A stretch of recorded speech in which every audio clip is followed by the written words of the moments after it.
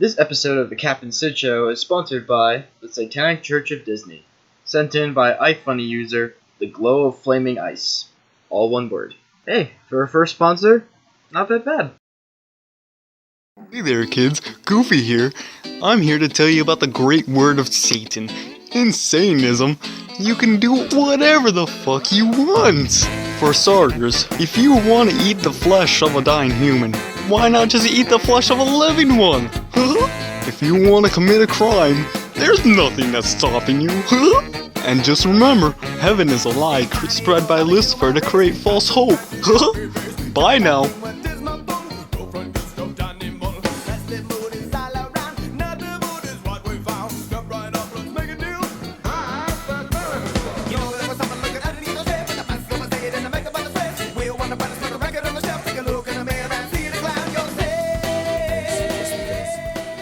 That's kind of nostalgic to me.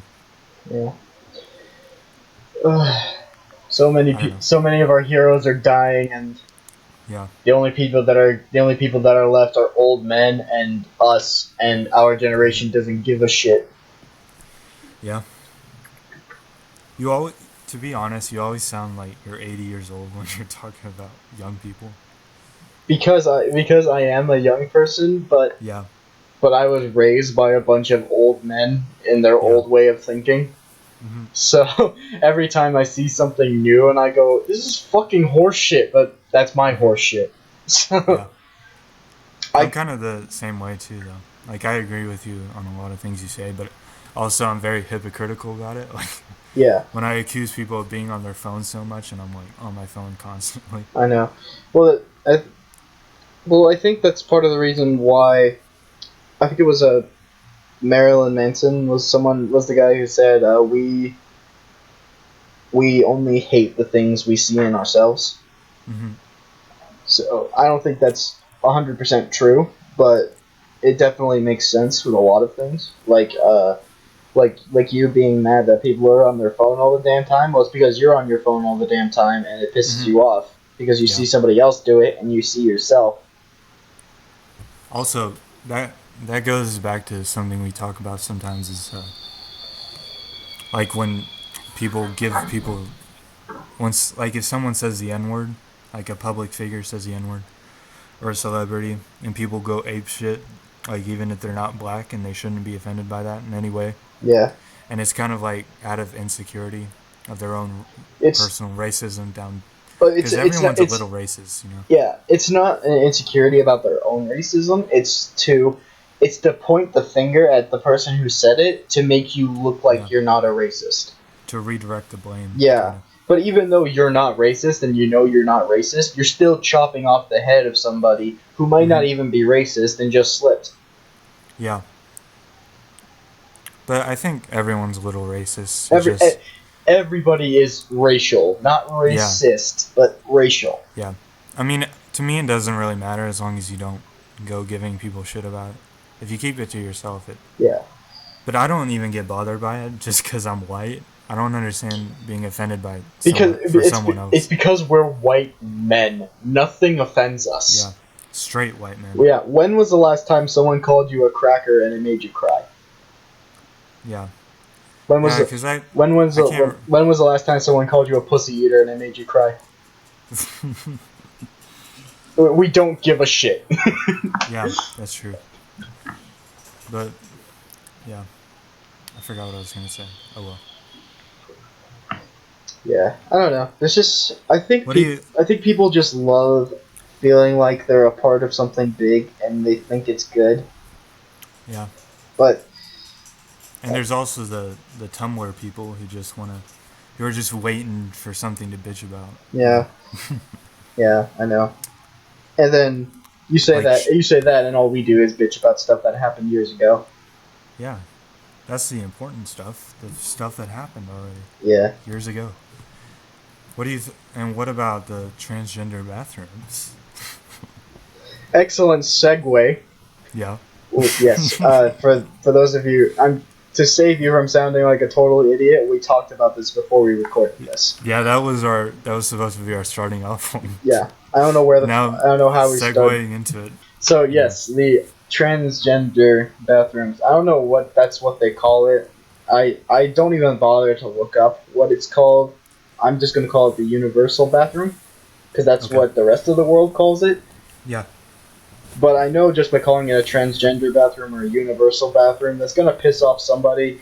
And Who because gives a shit? because I didn't Honestly. use the correct terminology, but you know what I'm saying. That's exactly what we were just talking about. People that just want to bitch about everything. Yes, exactly. So in Seattle, a law was passed that universal bathrooms are now in effect. And for those of you who don't know what that means, it means that if you identify as the opposite gender, regardless if you are a man or a woman, if you identify as the opposite sex, you can use that bathroom because it suits who you perceive yourself to be. Lots of things have gone wrong since this, and I have abused this many times. You've gone into the women's bathrooms? Abso-fucking-lutely. Women's restrooms are beautiful. Yeah, they are. I have forced so many of my coworkers to use the men's bathrooms to feel my pain. Because Your female coworkers, or just yes, female coworkers. Because some people don't like to use public restrooms at all. I thought. Yeah, I only use public bathrooms if I absolutely have to, and even then it's pushing it. I'll never take a shit in a public bathroom. That's like, I don't understand anyone who would do that. My dad refuses to shit in any sort of bathroom that isn't his own home. Yeah. I understand. Anything. Even when he had his own business, he only shit in the women's restroom. Only in the women's. Really? Yes, because the women's restroom is so clean and nice and sweet smelling. Not swimming in STDs. Exactly. But I don't want to get AIDS, to be honest. yes, but yeah, I've gone into the former female bathroom so many times because even though the law is in effect, we still subconsciously go to the male bathroom and the female bathroom because that's what it was and that's what we were used to. Mm-hmm. But there have been a few times where both bathrooms were open and I was like, this is going to be devastating. I'm going to use the female bathroom. because it's just so calm and serene. Mm-hmm. Everything is shiny and nice. Yeah. And they knock on the door and they tell me to get the hell out of the bathroom. I was like, why? I'm in the bathroom. You identify as a female. I identify as a female for the next 20 minutes. Use the men's bathroom. Oh, I'm sorry, the other bathroom. And it is fucking destroyed. Like, the mirror's cracked, the sink is leaking, there's shit all over the toilet, You know in high school where there's, like, shit on the wall? Oh, dude. You had no fucking idea how it got there. My best friend contributed 80% of the damage to the bathroom in our school. I don't even know that as a fact, but I am totally sure it was him. Yeah. Because, like, high school kids just, like, some of them just smear shit on the walls. And it's like, that does more harm to you than anyone else, really. Yeah. Well, because it's not your toilet and it's not your bathroom. You don't give a shit. It's like a hotel. It's like a hotel bedroom. You can do whatever the fuck you want to it because you don't give a shit. It's not yours. Yeah. But still, like, going through all that effort and, like, if you get shit on your hands and stuff to smear it on the wall. Yeah. Like, why would you do that? Just to make people, like, look at it? I don't know. Have you ever seen someone, like, fuck up a bathroom, like, so bad, like, you're not even mad? You're just impressed that they put so much effort into destroying this bathroom? Yes, I've seen that. Like, the toilet's clogged and, like, there's shit everywhere on the floor and, like, stuff all over the walls. Yeah. Yeah, it's just... That only happened to me once in high school. I walked in, the janitor who was, like, cleaning up, like, totally forgot to lock the bathroom. So I walked in, and I'm sure he cleaned up a lot of it by the time I got there. But... Really? Yeah. So he was in, like, the handicap stall, and he was fixing whatever the hell was going on down there, but something was, like, leaking, and it was, like, pouring out. Like, in two of the urinals there were shits. Oh. Like, one of the faucets of the sink was totally ripped out of the sink. Holy fuck. Yeah, That's like legit vandalism. The soap dispenser is gone. And I went into the other stall, and there was like this like spider web of toilet paper, and in the center was like this ball of toilet paper that I assume is filled with shit, and it was just floating there. That's like an art project. Yeah. As soon as I just walked out, and I wasn't even mad that I couldn't go to the bathroom because I saw art. Like, you just stood back and clapped like a golf clap. That was the art of destruction at its finest. Like, I spent the whole day, like, I'm pretty sure I failed the test that day, because I spent all day thinking, like, how the fuck did they pull this off? That's like a senior prank, almost. Or some kind of prank. It had to have been seniors, it had to have been. No one has that little regard for a bathroom that isn't already on the way out. Our senior prank was just it was totally lame. I don't even remember what it was. I just remember, like, I mean, obviously I wasn't a part of it because I don't give a shit. But I was like hearing about it, and it just sucked. I don't know. I don't think we did anything big for our senior prank. What we did was we convinced a bunch of the other seniors who weren't in on it that the test was a day later than it really was. Mm-hmm. And I don't know how, but we convinced a lot of them that, like, the day before our fake date for the test was a free day, so that we could spend time to study. And it didn't really work all that well, but we fucked up so many people's lives. Someone is cleaning the bathroom at McDonald's right now because of me. Wow. Yeah. I think it was a class before us, but they just released a bunch of animals into the school, I think. At least that's what I've heard. I don't know. Yeah. I don't know if it was pigs or what, but that's a decent prank. So I just remember what we did was shit. Yeah. I don't even remember what it was. Oh, we had so many. Actually, I'm pretty sure this happened, but I didn't want to confirm that this was true because I didn't want to be guilty of association. Yeah. My friend who loved to fuck with bathrooms, he wanted to get a dildo and spray paint it chrome and then super glue it to the hood of the teacher's car. I don't know if he did it because I haven't heard anything about it, but something like that I think they'd want to keep on the down low as much as possible. Yeah. I never bothered to ask him. I didn't ask anybody if they heard about a chrome dildo. I don't... You know? How are you going to ask that without looking guilty? So... That's pretty good, but still, you can just take the dildo off, you know? Not if it's super glued. True. There are so many ways you can fuck with people's cars, like, easily. I remember, like...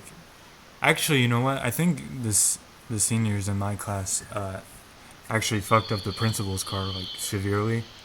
But, like, no one person could get blamed for it, you know? Yeah. I think they, like, just filled it up with shit and, like, spray painted it or something. It was, like, they totally wrecked his car. Like, that's just kind of a dick thing to do. Yeah.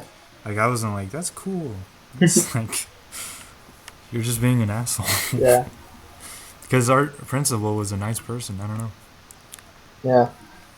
What happens, But yeah, it's so easy to fuck with people's cars. Like, I know. If you do this, you did not hear this from me or Sid, but you can take, like, a piece of bologna or a slice of tomato and just slap it on someone's car. And you have to do it at night so that it sticks. Uh-huh. And just leave it there. Yeah. And by the time the sun comes up and then they get up to go to work, they'll look at it and go, who left a bologna slice on the hood of my car, right? Uh-huh. They'll peel it off, and it peels off the paint. Oh.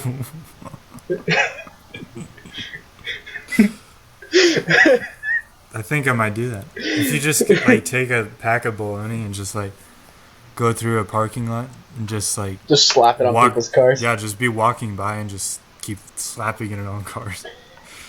No, Seattle's a big city. I wouldn't be able to get away with that.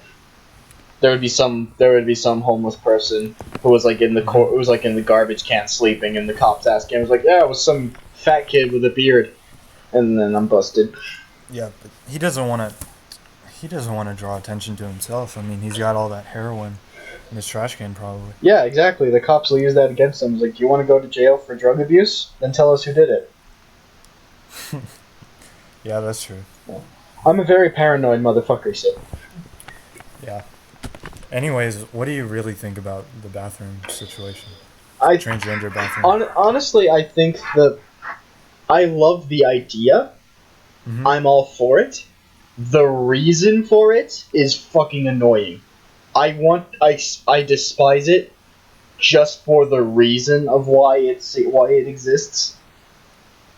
Like, from like people who say like I'm a trigender firefox from the forest planet of X127, Yeah. and I do not feel welcome in a male bathroom. Shut the fuck up. I get that. Yeah. Okay. All those Tumblr genders. Yeah. It's fucking. Yeah, those piss me off. I do not believe that for a second. Mhm. People just don't want. I think the main thing is people like. Here's a big one. I don't know if this is the supposed fourth gender. People are considering transgender as a third gender. I wouldn't call it a third gender, but I can kind of see why you would. Yeah. Do you think asexuality is a gender? No. No, of course not. I took biology, I know. Here's the thing: is that on a scientific level, right? Mm-hmm. If you if you get into an accident and they had to cut off your arm, right? Yeah. You don't have an arm. Of course not. But according to your genetic code, if you were to reproduce, your kid would still have an arm. Because there's nothing in your DNA that says your kid won't have any arms. If your DNA code, like you were born without an arm, chances are your kid is going to be born without an arm because that's how you came out. But if you were born with both arms and one of them got chopped off, your DNA still says you have two arms. Mm-hmm. You know who's really... Here's a question. Here's actually a really good question. It might require some... Okay, this is like a really intellectual question for you. Okay. Alright, so... Is this part of my presidential campaign? Yes. Cue the presidential music. Your whole campaign will depend on this moment. Okay. How it goes. Alrighty. Is SpongeBob... is he homosexual or asexual? Because scientifically, he'd be asexual, right? No, scientifically, he'd be asexual because he reproduces by budding. That's asexuality. So is he homosexual, though? Depending on his behavior and stuff. I don't think he's a homosexual. I think he's just like really friendly to like a very creepy point. We all have that really creepy relative at like family reunions who loves hugging people and like getting in your business. Yeah. They might not be gay, they're just a fucking weirdo. Yeah. But there is evidence to support the homosexuality. Yeah, but there's also evidence that supports there's 50 genders. Yeah. Well, there was that time, remember the episode with the $1 millionth episode? Right. Mr. Krabs took them on a boating trip. Right. Fishing trip. Right. And he had the lipstick, remember? Mm-hmm. And he knew about the lipstick. He had the lipstick on. Semi-blue coral gloss number whatever. See, that was totally that was faggot central right there. You know what I'm saying? Twisted Sister wore full leather, full-blown makeup, and permed hair. They are not gay. That's not their lifestyle, though. That's an image. SpongeBob lives for that lipstick. He lives for the gag. It's not a gag. It's SpongeBob. You totally missed my joke. What? He lives... Explain it. We're talking about SpongeBob being a homosexual, and I said he lives for the gag.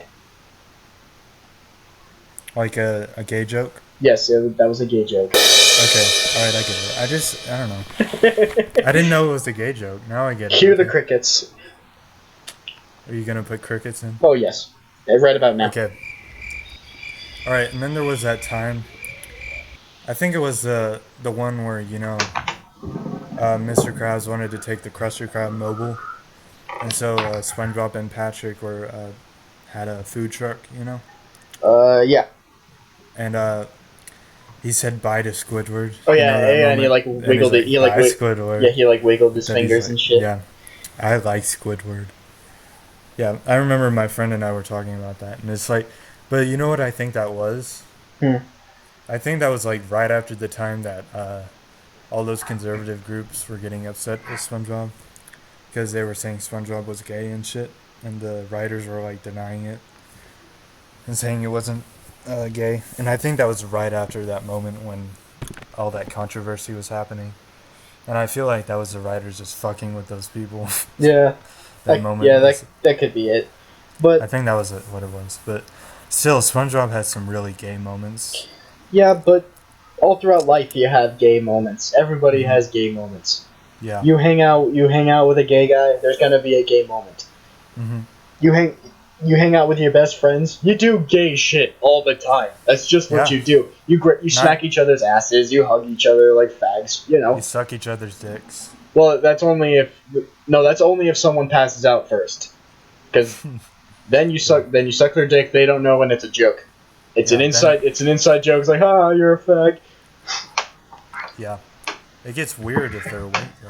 Like, if they wake Well, up, if they're awake, then it's gay. then you close your eyes. If they wake up, you just gotta close your eyes and pretend like you're sleep sucking. You just That's the only way- yeah. wake up midway to blowing somebody, and then you just pretend you're still asleep. Yeah. Oh no, no, no, no. Yes, Father, I would love another popsicle. I don't know if that'd make it more weird for the person, but If you were At least you're if you were sleep talking while you were getting blown. yeah, but at least it wouldn't be weird between you two. Kind of, Like if you knew, like if he knew you were trying to suck his dick, your relationship kind of dissolves. But if he doesn't know that you know that he doesn't know. Yeah. Well, plus, how many frat boy initiations involve shoving shit up your ass? Yeah, frats are gay as shit, even though they don't want to admit No, it. they shove shit up each other's ass. They get pissed drunk. They wear togas to parties, and and they all join shoulder to shoulder, drunk as fuck, singing Bon Jovi all night. Oh yeah. If that's Gotta love Bon Jovi for frats. I don't like Bon Jovi myself, but Neither do I. but that's not gay. Bon Jovi's pretty gay if you ask me. I could live without him. Millions of Not other really. other people can't, but I could. Maybe not. Yeah. Maybe not like 10-year-old me. 10-year-old me loved Bon Jovi. I honestly I like so much shit when I was like now I'm so embarrassed by some of the shit I liked, but Bon Jovi was something that I never really cared for, except for Living on a Prayer was in Guitar Hero World Tour, I think. Oh yeah. So I didn't mind it then. It was kind of fun to play on Guitar Hero. Yeah. And also like hair metal in general, like I told you, some bands I like, but I still like I don't know if it's like nostalgia or if I actually do like it, but Alice Cooper's album Trash I still like somewhat. That's a hair metal album. I missed out on a chance to meet Alice Cooper. He's a cool guy. Yeah. Well, People forget how long he's been around though. He's been around since like the late '60s. I know. Much. He doesn't really look like for how old he is. He doesn't really look that old. Like Yeah, it's probably the makeup though. maybe. Like, also people that wear makeup and people say they don't age, like, and it gets so annoying because people are like they don't age and like Photoshop, makeup, all that shit. Like it can make you look pretty fucking young, you know? Yeah. If you get a bunch of nerds who aren't pretty, do it for you. Because people say, like Billy Joe Armstrong from Green Day, like all the shitty tween girls, like he doesn't age, and I'm like, if you look at him without makeup, he looks his age. You know what I mean? Mm-hmm. He looks like a guy in his like early to mid 40s, like he should. And he's got his old punk musician's hat that all people his age wear. Yeah, look at fucking Ad Rock, King Ad Rock. Oh, he looks fucking old as shit. Oh, dude, yeah. Like even when the Beastie Boys were still together, they were old. Yeah. I was surprised that they still were doing the shit. I was surprised they were still doing the shit they were doing because they looked like old Jews. Like they yeah, that's because that's what they technically were. But still, they weren't even like super old. They were. Oh. Like how old are they now? Are they in their 50s? They are. They have to be. They have to be in their 50s, 40s, like late 40s maybe. Yeah. Here, I'll see how old Ad Rock is. He's Isn't that let's see. He's 49. Okay. So, yeah. Yeah. So 40s, 50s. Yeah, actually around 50. So because he's 49, so that's almost 50. Yeah. So and he's got like gray hair and shit. Yeah. Really gray hair. Yeah. I thought MCA was the youngest, I think. Yeah, and he dies of cancer. Yeah, he's the one that dies. He was a director too, MCA. He directed the short film / music video for when they were promoting Make Some Noise. Yeah. With Will Ferrell and Danny McBride. Yeah, I love that. I loved seeing them dressed up as the Beastie Boys and staring at each other. Oh my god. Elijah Wood. Yeah. I loved Elijah Wood in that. Yeah. I didn't like Seth Rogen in that. He couldn't lip sync to it at all. He just looked so awkward and out of place. Yeah. Yeah, I don't know. I didn't really like Elijah Wood because all I really knew about Elijah Wood was Lord of the Rings. Yeah. And Frodo was such a fucking bitch. Like, I hated Frodo because he was such a whiny bitch. Like he was on Sam's back and they're hiking up a fucking mountain. And he's oh my god, this ring is carrying such a heavy burden. Yeah. Shut the fuck up! I don't care what it's doing to your mind, it's a fucking ring. Sam didn't have to help him out, right? No, he didn't have to. He's bitching at Sam and Sam's just being a good sport about everything. Yeah, Sam really only tagged along because Frodo asked him to. He could have left at any time. And he did Wilfred though, which I really liked. I actually put off watching Wilfred because Elijah Wood was in it. Yeah. And then my aunt finally turned me around to watching it, and I was like, oh, well, actually, this isn't that bad. Like in recent television, like the first episode, that's one of those moments that I'm like is a key moment in recent like comedy television. Mm-hmm. When he's writing his suicide note and it's like third revised and it's. And he's like making all these changes to it. Yeah. And he's like so happy about it. He's like, I don't know, him writing his suicide note in the first episode and trying to commit suicide and just being all happy about it, like it's just a normal thing he does. Yeah. Because it's like he attempted suicide like so many times, and it's just like a normal thing for him. Yeah. Well, the guy who played Wilfred on that show, he has his own show too. It's called Legit. That show is great. I love that show because I think I've heard of it. I haven't seen it though. Oh, look it up. It's great. The first episode is about the guy who stars it. It's kind of like a mixture of like stuff that he says in his acts put into real time comedy act. Yeah. But they also do. So it's not like Seinfeld or anything. No. Because Seinfeld's kind of like based off his comedy routine. Yeah. Well, no, not all of it was based on his comedy, but some of the stuff that he says in his comedy is thrown into the mix. But is it like Louis though? No. It's not like Louis though. Well, it's kind of like Louis. But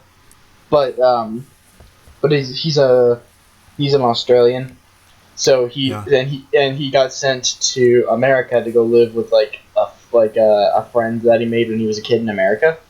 Yeah. And so this friend has a brother who is quadriplegic. Mm-hmm.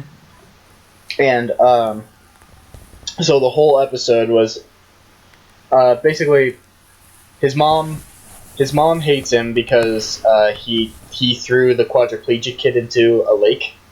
Yeah. But the kid told him to do it because he wanted to go into the lake. But out of context, he threw a crippled kid into a lake. Yeah. So, but the mom's just a total bitch, is the whole point. Yeah. So the whole episode was trying to they didn't think that the crippled kid was gonna last that long. Like they didn't, Yeah. because he was just in a home. Did something bad happen to him? Like, did he drown or something? No, in the lake? I don't. No, I think he was just born. Handicapped. Well, I mean, when he threw him in the lake. No. He was already handicapped. He just wanted to go into the lake, but his parents wouldn't let him. So how did they find out? No, they were all just getting together, and they were just having like a beach party or something. And then he tells them he told them I thought they were like alone, and he's like, throw me into the lake. No. No. But the whole point of that episode was that the kid was like, I shouldn't say kid, he's probably like in his 20s or something. But he's like, I've been surrounded by nurses and homes my entire life, you know. He's like, I want to do something. He says, okay, what do you want to do? And he says, I want to get laid. So the whole episode is just him and this crippled kid's brother trying to figure out how they're going to get their crippled brother laid. Wow. Yeah. That sounds funny though. Oh, it's great. You know what I really want to see though? Huh. Have you heard of Louis C.K.'s new show? Mm-hmm. I really want to see that, but you have to like pay for it and shit. I think it's on Netflix. I don't think it is. It might be actually. If it is, that'd be amazing. But I'm pretty sure he's just selling it because he self-funded it and he was selling it through his website. Yeah. And I really wanted to see it, but I was like, I didn't want to pay for it. You know. Yeah. If it is on Netflix, that'd be amazing. Yeah. He actually had another show before that. But it totally before Louis. Yeah, it was kind of like the same thing, but it was set up to be like a sitcom. Oh yeah. But it was kind of more. It wasn't a sitcom because it was like in the 80s, you know, and that's just what they did. He did it in the style of a sitcom for more like artistic purposes. Like that's what his new show is. That's exactly what it is. No, I mean like a total sitcom, like with like a live studio audience and everything. Oh, really? Yeah. Like he really wanted to have his act be a live studio audience sitcom. Yeah. And it got a lot of shit. So it didn't last past the first season. I want to see that though. If it's like Louis C.K. in the 80s, is it really the 80s? No, it wasn't in the 80s. It was like in the 2000s. I thought but it was styled like an 80s sitcom. Oh, okay. Yeah, his new show is in the style of a sitcom, even though it's like a tragedy and shit. Yeah, and it's got Steve Buscemi and yeah, him and all of his comedian friends. Like Jim Norton shows up in that show a lot. I absolutely love Jim Norton. He is a disgusting human being. Have you seen it? Yes, I have. Have you seen the show? I haven't seen all of it, but I've seen quite a few episodes. Did you watch it on Netflix? Yes. Shit, I didn't know it was on Netflix. Okay. Yeah, that was a while ago though. It might still be on there because it's super popular, but. Okay, I'll check after this. Yeah, sure. Because I really wanted to watch it, but it sounded like he was just selling it. But yeah. Well, it sounded like a cool concept to do it. Yeah. Shoot it like a sitcom, but it's like, because it makes the silence like seem like awkward silence. Because if you've seen a lot of sitcoms, you're expecting laughter at certain points. Mm-hmm. Well, there's, but the stuff that they do that is like traumatic, like and sad, like it's funny. Like the shit. I think it was. I'm trying to quote somebody. It was Mel Brooks that said that basically that tragedy and comedy are the same thing as long as it happens to somebody else. Oh yeah. Like he says, like if someone falls down a manhole, I think it's hilarious because it didn't happen to me, but if I got punched in the face, that's not really funny. Mm-hmm, yeah. So I think that's kind of the genius behind the show is because it's it's like one tragedy after the other, but because it's happening to such a miserable person, it's fucking hilarious. Like there was one episode where he was like in a group of with his group of comedian friends, and they're all playing poker. And one of them is gay, and so. Wait, is this Louis though? Yeah, is this yeah, Louis? that's Louis. I don't remember what season it was on, Okay. But it was Yeah. but it was him and all of his friends, and they're playing poker, and one of the people at the table's gay, and Yeah. and so they're hard skinned comedians. They throw each other names all the time, and they call the gay guy faggot all the time, and he doesn't give a shit. Mm-hmm. So then, in the middle of their game, Louis finally asks, like, "Well, does it really bother you when I say faggot on stage, or when we call you faggot?" And he says, "No, it doesn't bother me." And and I remember that actually. yeah, and but the thing that was great about it was that he asked, "Well, why is faggot such a bad word?" And he gave him like the backstory behind it and shit. Yeah, and just like the whole story behind it and the history, Mm-hmm. and it was like a serious, like, sad moment. And he's like, "So whenever you say faggot on stage, now you know." And then there's just this long awkward silence to go, and then someone just goes, "Okay, thanks for sharing, faggot," and they start laughing. Yeah. I wasn't talking about Louis though, because he's got a new show that like came out. Really? Yeah. Fairly recently? Yeah, that's what I was talking about. Oh, shit. In the last few months. Yeah, and he self-funded it, and it's like through his website. That's what I was saying. You have to pay for it. No, I didn't hear that. But I also don't want to like steal it because he self-funded it. But, yeah, I don't know. I kind of want to see how successful it is, and then if it's super successful, then I won't feel as bad if I steal it. Yeah, it seems like it's gaining popularity, but he claims that it's better than Louis, but that's like he has a different perspective, and also he's trying to sell it. I think it will. I think it will be because if it's self promotion and he's doing it all on his own penny and his own time, he has total freedom to do whatever the hell he wants. Yeah. So that might be why it's not on Netflix or TV, because it can't. But eventually, like, if it stops selling, he'll probably sell it to Netflix and put it on Netflix and stuff. Yeah. But an interesting thing is what I was saying, that it's shot exactly like a sitcom, except it's so depressing and it's not really a comedy. There are funny moments, he says, but it's kind of like Louis, because Louis isn't technically a comedy, Yeah. But it's still so funny, even though it's not a comedy. It's on the subject of Louis. That show is so genius. Oh man, one of my favorite episodes of Louis was the Christmas episode where his kids are around the Christmas tree and they're opening presents, and he's all like tired and like sipping on coffee, and he's just going through flashbacks of him getting all these presents for his daughters. Have you seen this? Is it the one where I remember he like got a doll for his daughter? Yeah, and then the eyeball was missing, and he tried to get it out, and he breaks the doll, and he has to try to fix it and fix the color, and he's just oh, that kills me.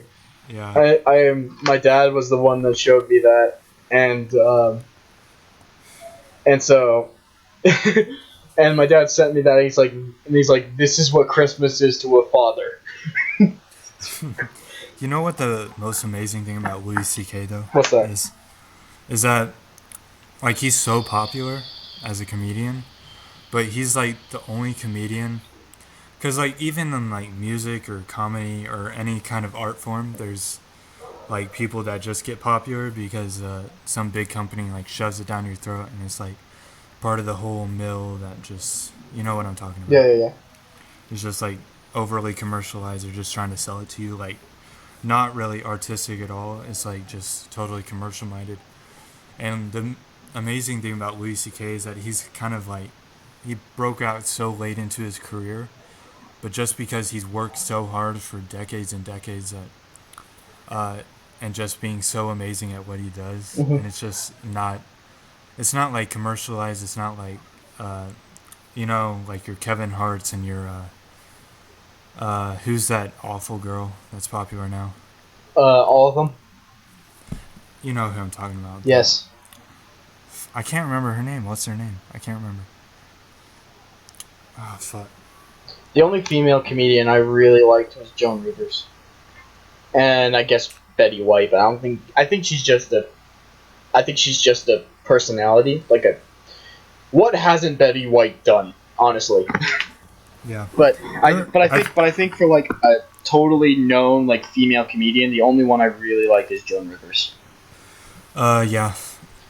Female comedians aren't quite as popular, I don't think, which is a shame because No, I think there's a lot of good ones no, out there. It's just, they are getting more popular, but it's for the wrong reasons. Amy Schumer is the one I was talking about. Yeah. So Kevin Hart, Amy Schumer, those type of comedians that are just awful, but they get popular just because I they don't, say these stupid shit. I And don't, you're just I don't think Kevin Hart is awful, but really. I don't think, like, when he first started out, because he used to hang out with, like, the same circle of comedians that I listened to all the time. Yeah. Like, he hung out with Louis and Patrice O'Neal and Jim Norton and, like, all those guys. Yeah. And then when he got his big deal and it came out, I fucking loved it. I thought it was great. But then I kind of broke away from Kevin Hart because people fucking shoved it down my throat everywhere I went.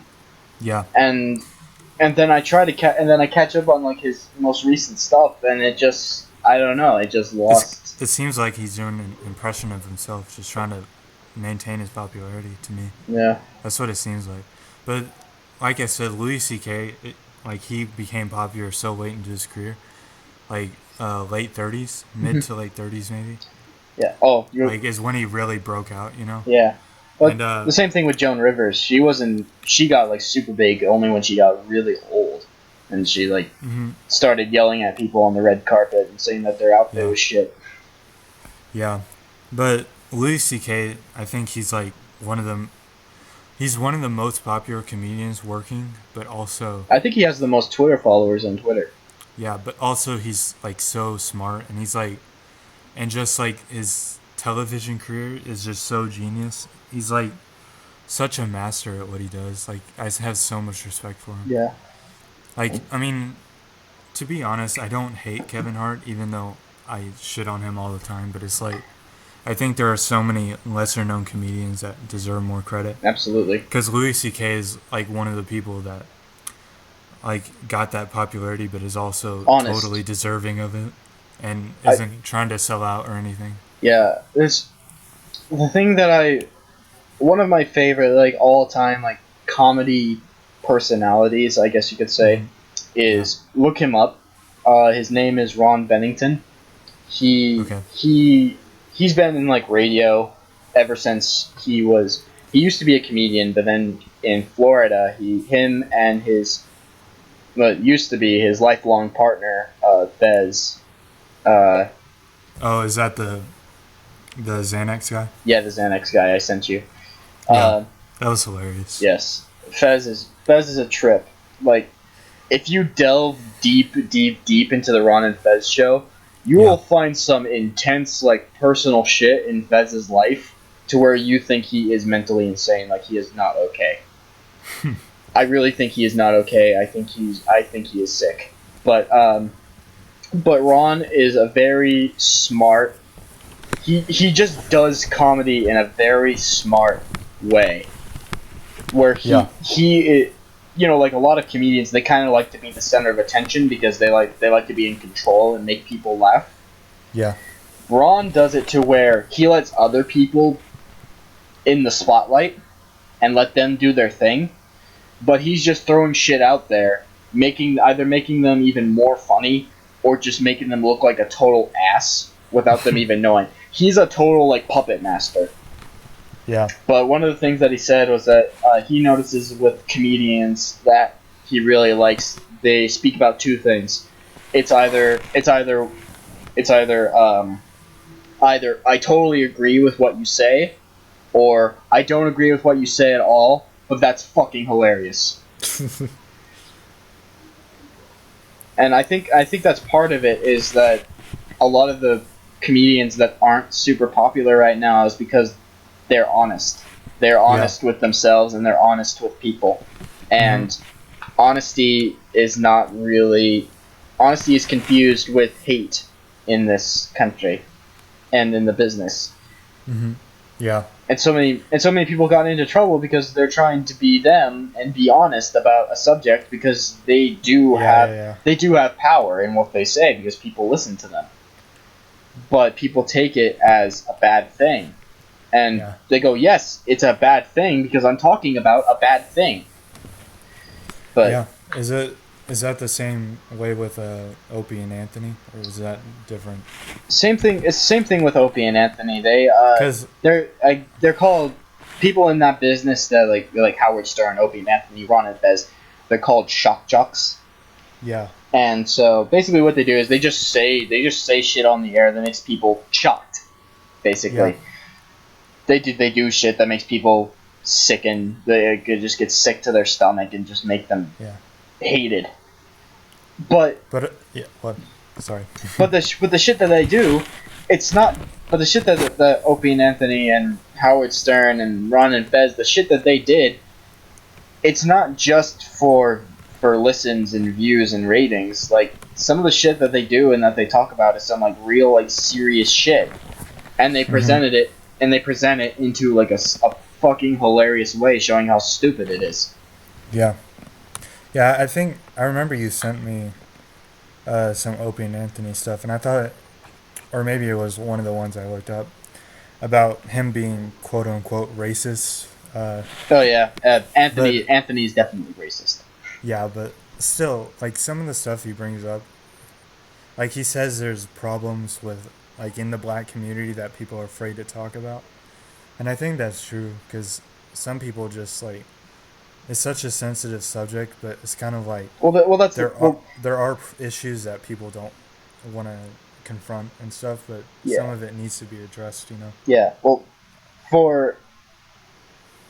something that really opened my eyes about, like, the black community, because I can't go up to a black person and ask them what's going on in the black community, because they'll look at me like I'm a fucking cracker. Yeah. So it's the same thing we were talking about earlier. Like, we're straight white males.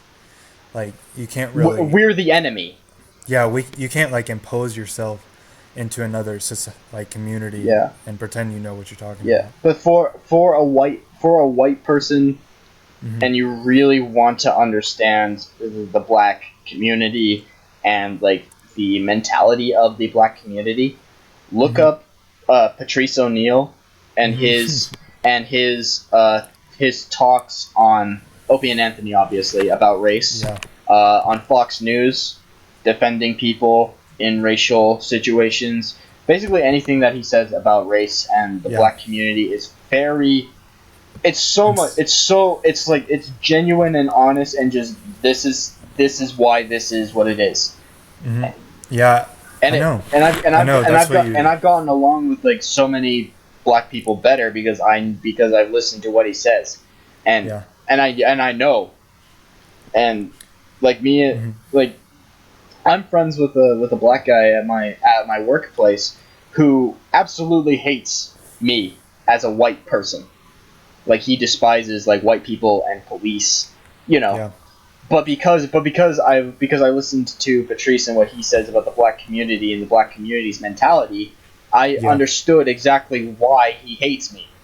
And I know, because you sent me those videos, and I'm very glad you did, because black people never, like, explain to white people, like, just how they think, because, like, because black people have, like, a very, like, tight-knit community almost, just because of all the years of, like, slavery and then racism and shit like that. Well, they are a community. They have been through so much together that they can't help but be individuals, because they've been through so much as a whole.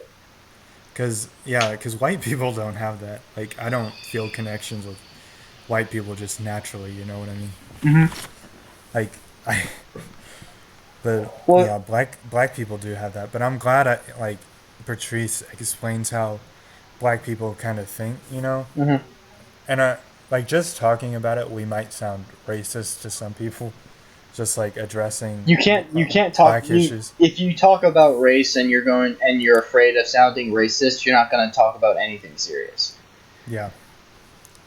But so whether I sound racist or not, I'm not trying to be. I'm just saying that like, I'm very, like, a lot of black people do, like, think a certain way, and it's not like they think differently. It's just, like, the way, like, because their community and their culture in America has kind of developed differently, just because of how we've treated them and shit like that. And I mean, early on, they weren't exposed to the same education, like, as they should have been and shit like that. I mean, now, like, their progress has kind of caught up. Yeah. But you know what I'm saying? You gotta think, like 50 years ago, Yeah. there were white people who were kicking the shit out of black people for trying to get into college and trying to make a decent education. Yeah. So, I mean, that's yeah. not that far off. But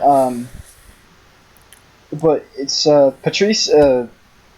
But Patrice definitely helps you explain how people see the world through the eyes of an oppressed person, without sounding like a total psychopath. But also stuff outside of yeah. black stuff, because even with like conspiracy stuff and shit like that. Oh yeah, I thought that was very insightful. He is a very learned man, which is very weird because he can't. He said it himself. He can't type, and he hates reading. But like he doesn't like, to be honest, like he doesn't sound like, just his voice and his like accent or dialect. He doesn't sound like he doesn't sound like he's as smart as he is. Yeah. And I think that's kind of his downfall, is that there were so many people, like I saw one thing that was like a comedian who first saw Patrice. He said, he saw him walk out on stage and he's like, oh, okay, here we go, another gap-toothed fat black comedian, let's see what he does.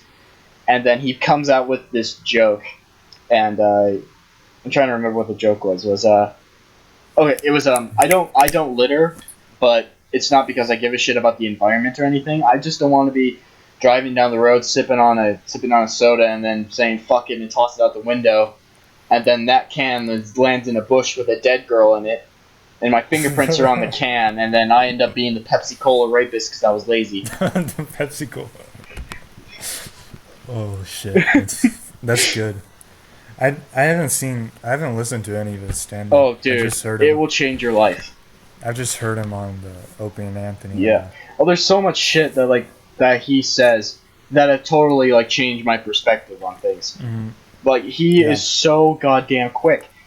Like when he's debating with people, a normal debate goes he says something back that kind of contradicts. It's a good conversation back and forth. Patrice does it in where someone can explain an entire paragraph or a book to him, and he will take in all that information and maybe say one or two sentences and just completely squash it. And not only that, make you look like an ass and make it hilarious. And he actually gives a lot of credit to him growing up in a bad neighborhood for him being so quick, was because he was a fat guy, so fat guys are automatically targets. So so the only way he could get out of getting his ass kicked or getting beaten up by gangs was being the funny guy. How about we go back to a more pleasant topic, I guess, or not as serious. Why would the show be anything pleasant? It's more serious. Okay. Here, let's talk about TV these days. TV. Okay. Actually, you and me have talked about this before. Not only am I going to run for president, but I'm going to have my own TV station. Yeah, even though you shouldn't. I really shouldn't, but I'm going to. Yeah. I hope you do, even though I also hope you don't, because shit will get just so real quickly. Oh, yeah, shit will... Yeah, you give me power, shit will go down real quick. Yeah. I want to see what happens, but I also don't want to be caught in the after effects of what happens when you take over TV. When I take over TV, shit hits the fan, and then they all look at you because I won't say shit to anybody.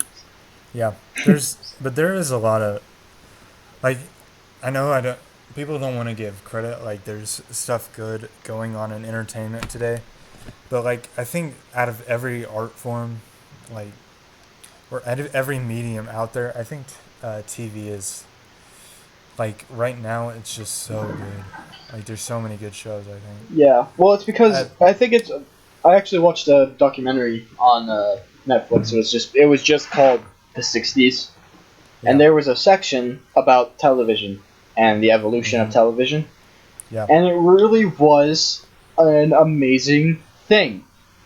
And that's something we take advantage of because TV's a regular thing now.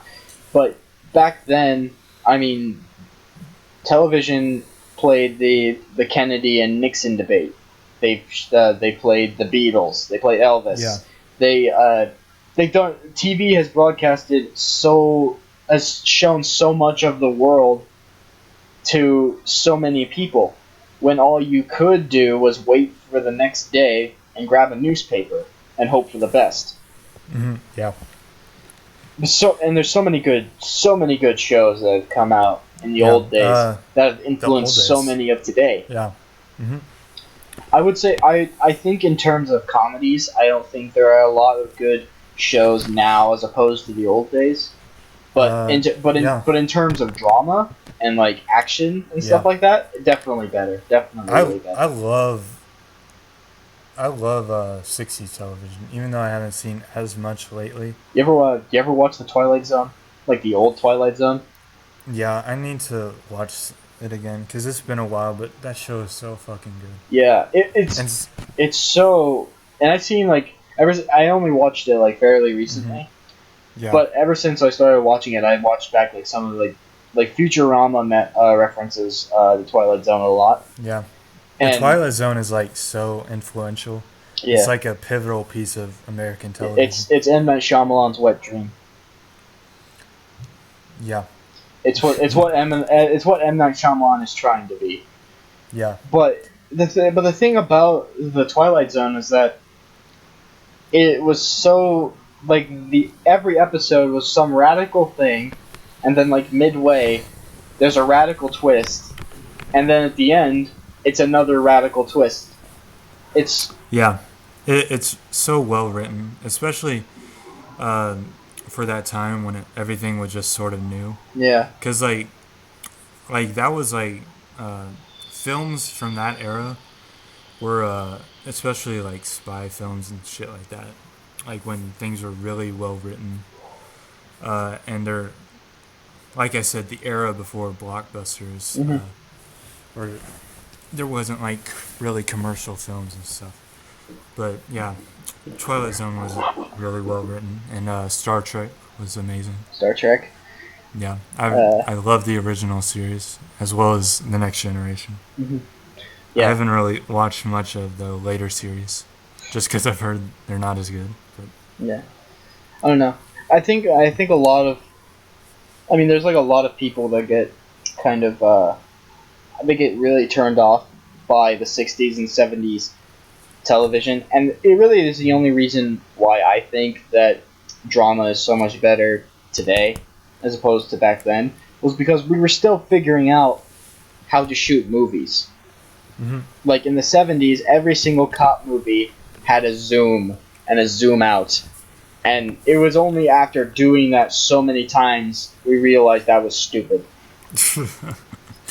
Yeah. Like zooms, and no one zooms in a movie anymore unless they're being ironic. Like the really tight zoom. Yeah. And like the fanfare and stuff. Yeah, or you know, they're what? chasing somebody on a rooftop, and then the camera is like really far away, and then they zoom in on the guy who's being chased. You know, we were still figuring out how to shoot shit back then. Yeah, and the cringy catchphrases. Oh god. Like you know when they make fun of like that type of show and. It like zooms in and they turn to the camera and say this shitty catchphrase. I've never actually seen that, and like it's making fun of something. Yeah, unless it's like a cop movie that's making fun of cop movies. That never happens. Because I don't really see that like in the original like source material that they're parodying. You know what I mean? Actually, are you familiar with Tyler the Creator? Yes. Do you watch his show, Loiter Squad? I've seen like 1 or 2 episodes. Well, it's kind of like it's just like him and his crew just like screwing around and doing shit. But there's a thing that they do that's kind of like an homage to those cheesy cop flicks. It's called Catchphrase Jones. Oh yeah. And it basically is just one of their guys like pretending to be like some action hero, kicking the shit out of villains, and every like 10 seconds he looks into the camera and says like the most horrible catchphrases. But it's like, I remember one was like he's like chasing after a guy, and like as he's running he like like the camera like pans over to him and what he's saying, and and then he just spouts, if the turtle tank is dirty, I ain't buying it. Just shit like that. It makes no fucking sense. But it's I really have to watch that. oh yeah, look it up.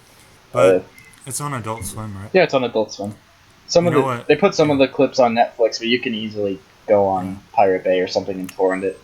Rick and Morty though. Oh, good. I was talking with a few people. Like I went out with some friends, and I snuck into a bar, and I hung out with some of my coworkers, and these two gay guys who were like they hang out with like my circle of friends, and I'm just now meeting them. And so you told me about this, but you didn't go into detail.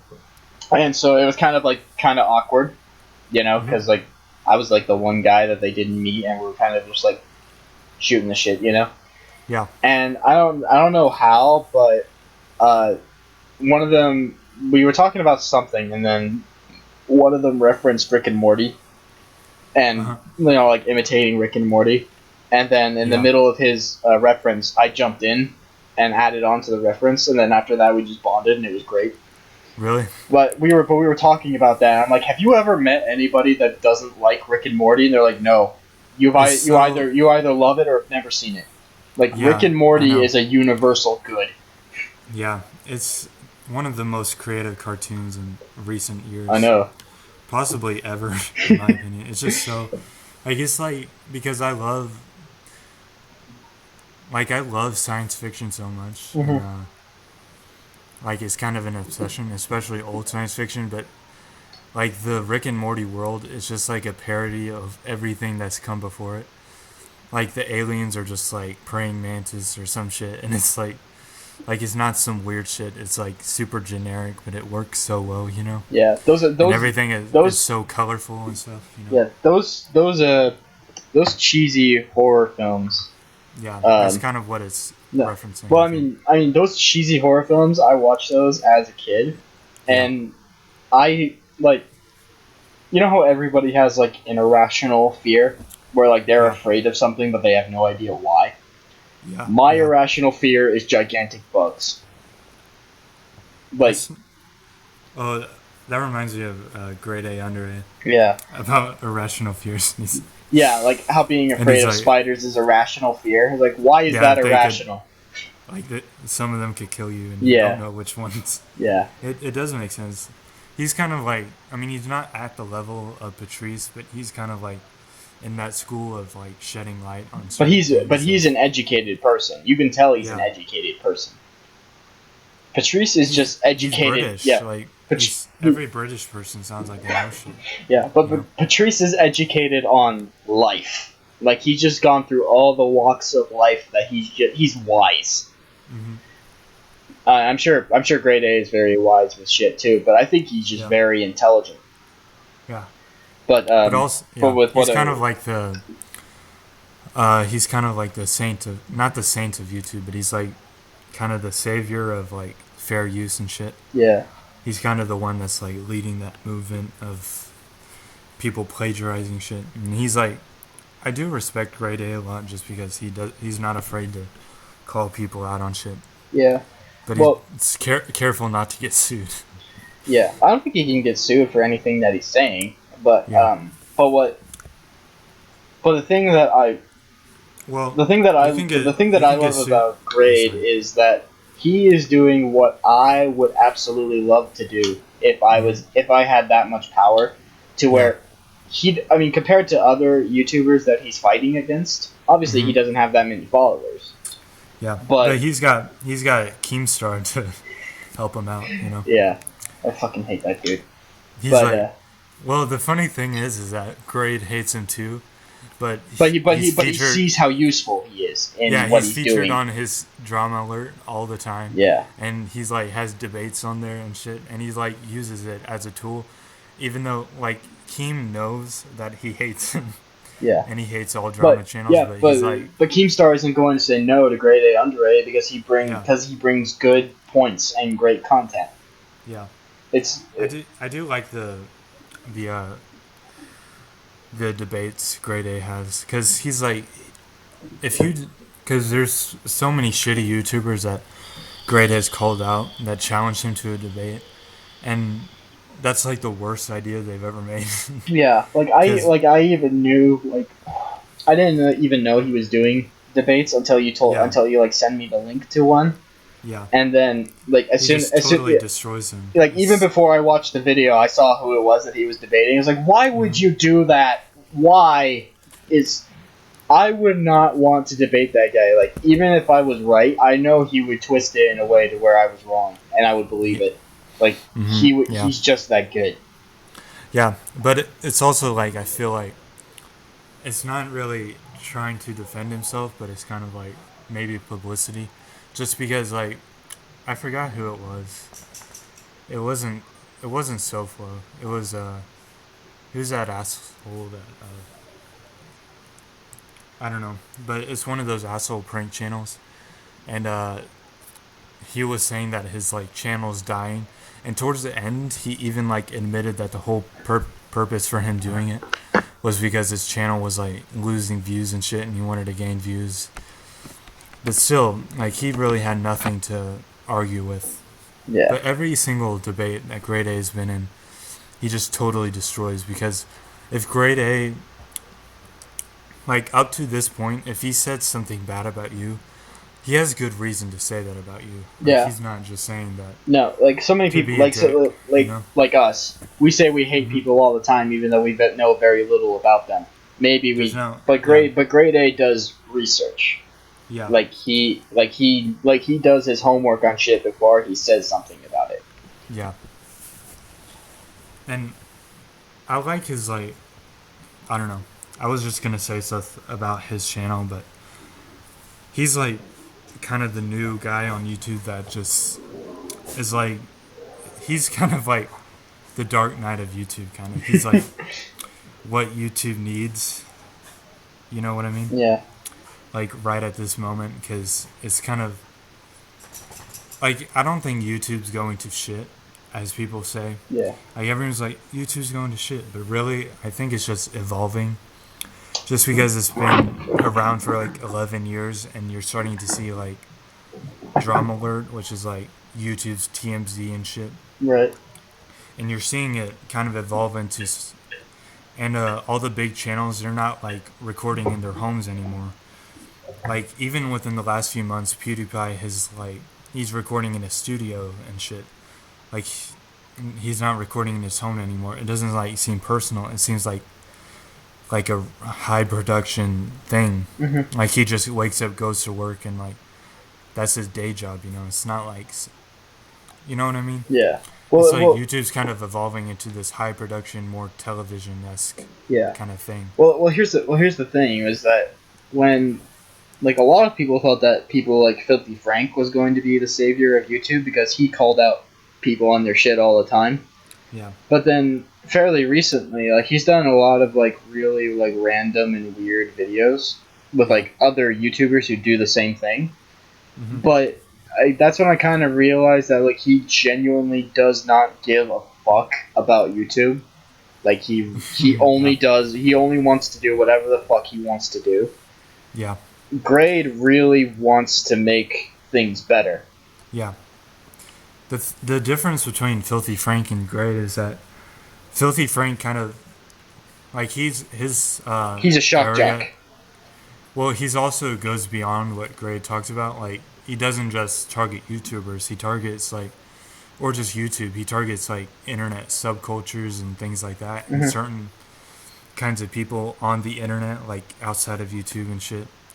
And he like really puts it into perspective and shit. But Grade like really he's like gives like speeches almost like really thought out things that are well researched and shit. But about YouTube and fair use and drama, as he his most recent video. Yeah, But like he also does like fun videos that are like his animal names videos, which is classic. yeah. But the thing about what Grade A does, like when he did that like 2-part video series on the YouTube's Yeah, YouTube's everything wrong with YouTube. yeah, everything wrong with YouTube, and each of them was like 20 minutes. Mm-hmm. Like Yeah. you made the video equivalent of the plagiarizing laws. Yeah. Like, you read all of the plagiarizing laws and, like, the pages and pages of bullshit that we ignore and say, I agree, and you responded with that amount. Yeah, and you pointed out people that were breaking those laws, and YouTube was letting them get away with it. Yeah, I guess the CEO, but also I guess, like, the CEO of YouTube, like, is actually paying attention to them. Yeah, but the thing about it is that, like, Reddit seemed totally clueless why YouTube was doing it, and, like, everyone in the comments was saying it was because of money. Mm-hmm. Like, if they make YouTube money, then obviously they don't want to shut it down. But Graydon never brought up that point. I thought that was interesting. At least either he didn't notice it or he just didn't want to say it. Well, I think I think the reason why he didn't bring up that the only reason YouTube allows it because it brings money is because that's the answer. Like, that's the answer of why this goes on, is because they need it to make money. And if Grade A said that, then that's basically saying that there is no alternative because they're making money. Mm-hmm. But if he says we can find another way to make money without doing scumbag moves, all we have to do is band together and work on making things different. If he just flat out said because they just want money, we all know that. Mm-hmm. But if someone like Grade A said that, that's basically saying that's it. At least that's what I got out of that anyway. There's kind of this new trend on YouTube though of these amateur food reviewers. Have you heard about them? Oh yeah, people who like eat fast food in their car. Yeah. Have you heard of Joey World Tour or whatever his name is? iDubbbz TV. You know he is. I saw that video. Yeah, his content cop. I love his content cop. But I've seen a few of them. That's how I found out that thing exists, was because of that video. I've seen a few of Joey's World Tour videos, and like I hate it so much because like I think reviewing food, like Adam Richman from Man vs. Food and stuff, like or even Guy Fieri. I know he's like a living meme, but even he like actually knows what he's talking about. Yeah. But these food reviewers in their car, they're just like normal people just telling you what they think. Yeah, like, they really have no credibility to them, you know. Yeah. This burger is delicious. I give it 5 out of 7 fists to the face. Well, yeah, it's supposed to taste good. It's filled with like MSG and shit. It's gonna taste good. Yeah, but they all have their like unique thing where they're like yelling or something. Or they're just trying to be outrageous and totally stupid. They have their own rating systems and their own intros. But Joey's World Tours is like he like has these like sound things that he does. Yeah, it's like whoop whoop whoop whoop. There's that one clip of like it's like we're gonna voodoo it up. Did you see that monkey style Vine I sent you? The what? The monkey style. It's a Vine I saw on iFunny. I sent you the link. I don't know if you saw it. Like just now? No, it was a while ago. Oh, it doesn't ring a bell. But okay, well it was Joey World Tours, but yeah, I don't know about that. It's just one of those stupid things that's the only thing the only thing appealing about them to like little 12-year-old people is their sounds and their crazy rating systems and intros and shit. Yeah. Well, like, they really don't have anything interesting to say about the food. Mm-hmm. It might as well not be there, honestly. It's just kind of something. Yeah. Well, the thing about that is that there are people that do that, and that is something that they like genuinely like doing, and that's what they do, and that's one thing. But those are people who like saw people do that and go, "Oh my god, this is fucking easy," because it really is, and then just try to take advantage of that. And obviously, if it was just people who were like genuinely love doing like eating fast food and rating it, obviously I'm not gonna watch it because it's not my thing. But there are so many people that saw an easy cash cow that they kind of just spoiled it. Oh yeah, and there's also commentary channels, which have been going on for a while. We are a commentary channel. Yeah, but like the game commentary channel, it's kind of the same thing. It's where they play games and they just talk over it and Yeah. not even reference the game really. It's just something to look at while they're talking. I think that was all started with Game Grumps, so, probably. Yeah. That's like my assumption. Yeah, but the thing about the Game Grumps is that, like, even though they talk about the game, they Yeah. still do talk about, like, funny shit. Mhm. Like, it's It's just a podcast, but there's games. Yeah. It's a visual podcast almost. Yeah, exactly. It's literally you and your friend fucking around playing video games. They just so happen to put a camera and record it. Yeah. I still haven't seen much Danny, though. Yeah. Actually, I don't even think I've seen one Danny episode yet. Really? No. No. I've seen a lot of John. Yeah. Because I'm still working on the Sonic 06. I kind of fell off the wagon a bit. I'm in the 70s now. Part 70, I think. All right. And there's 108 parts. 108. Oh yeah, so, that game is long. Yeah. Because I'm getting there though. I'm over halfway. So. How does it feel to realize you're wasting your life watching someone play one of the worst games ever made? They make it interesting though. It's really fun to watch. Oh. But also, like they got so bored like through most of it that they just basically stopped talking about the game entirely. And it kind of got boring at that point. I liked when they talked about the game and how bad it was. Yeah. It was entertaining, Yeah. And even they said that the game kind of became fun just because they were doing the show around it. Yeah. Like if they played it themselves, it probably wouldn't have been as fun. It would have been terrible, but because that's the type of stuff that would make you mad or bored. But when you have a podcast about it, it's more enjoyable to play. Well, I mean, that game was fun, but all for the wrong reasons. Like it was fun in how bad it was. Yeah, but the thing about it is that it was unfinished. It was like they called it like an alpha build. I think it was like more than an alpha build, maybe like a beta build, but still, it had like so many bugs and shit, and like they didn't have enough time to test and shit. Which I know people. It's one of those things where it's so universally hated that you don't want to give credit to the person at all. Ignore my typing. I'm just talking with someone on Facebook. Oh. I didn't even notice it until you said something. No, I'm doing that right now. I'm just saying. I'm not ignoring you. I'm just talking to somebody. Okay. That sounds contradictory in that sentence alone. I'm not ignoring you. I'm just talking to somebody else. I know you're a good multitasker, so. Well, I'd like to think I am. Anyway. I lost my train of thought. Thank you. Yeah. You were talking about... I was talking about Game Grumps. Right. But I don't want to talk about Game Grumps. Yeah. Well, there's a lot of video games that are that got a lot of hate and like really deserved it. But one game that got a lot of hate, and I really do understand why it got so much hate, but it was almost like blind, like how much people hated it, was Duke Nukem Forever. I'm gonna get crucified for saying this, but I actually really liked playing that game.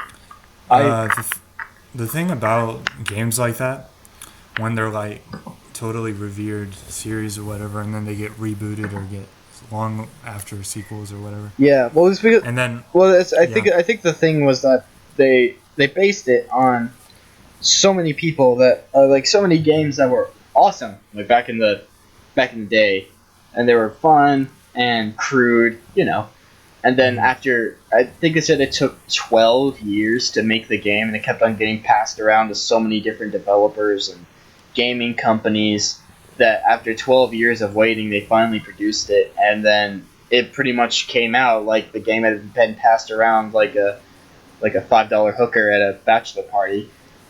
That obviously it's not gonna be what you thought it was going to be. And yeah, there were some things wrong with it. I did understand why people hated it, but it was still fun. Like as a game, it was still pretty fun. Yeah. I haven't played Duke Nukem Forever though. I think I played the first one. I didn't finish it yet. Well, I never finished it. I'll probably play it again eventually, but that's the only one I played. Yeah. It's the first one. You know what I want to do? What's that?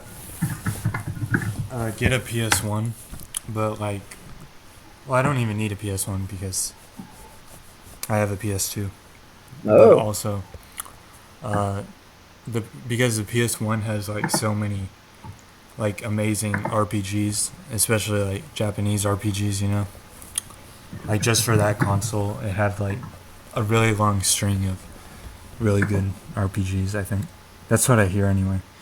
Anyways, I really want to like get into because I haven't really played many, if any at all, of like authentic Japanese RPGs. You know, the right. ones that are like insanely long. I really want to though.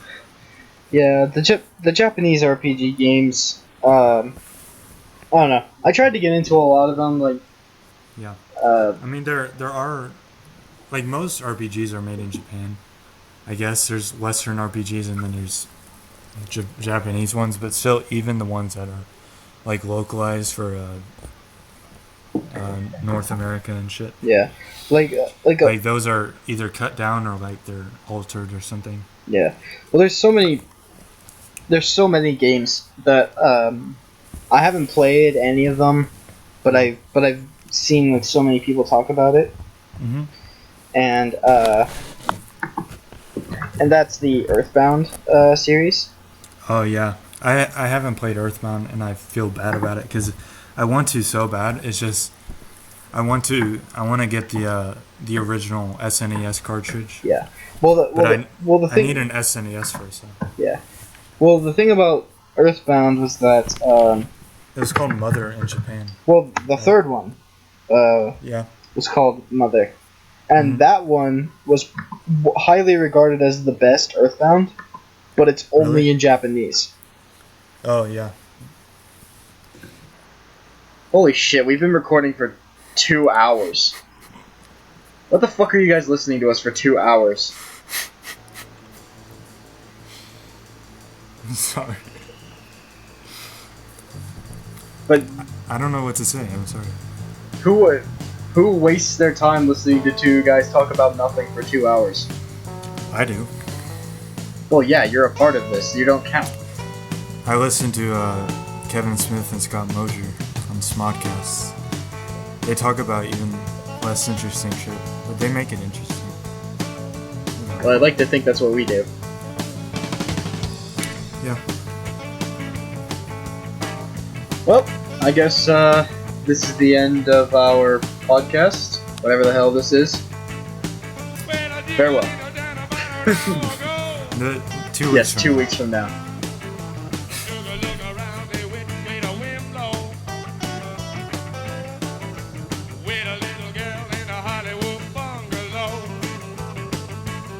Are you a lucky little lady in the city of light? Or did you know the lost angel? City of night. City of night. City of night. City of night. Woo! Oh! The songs used in today's episode were Mr. Bungle, Carousel, and then The Doors with LA Woman. On behalf of both me and Sid, I would like to thank The Glow of Flaming Ice, his iFunny profile, for his sponsor of the Satanic Church of Disney. Think you guys could do better? Make your own sponsor and send it to us. Thank you once again, and we will see you next time.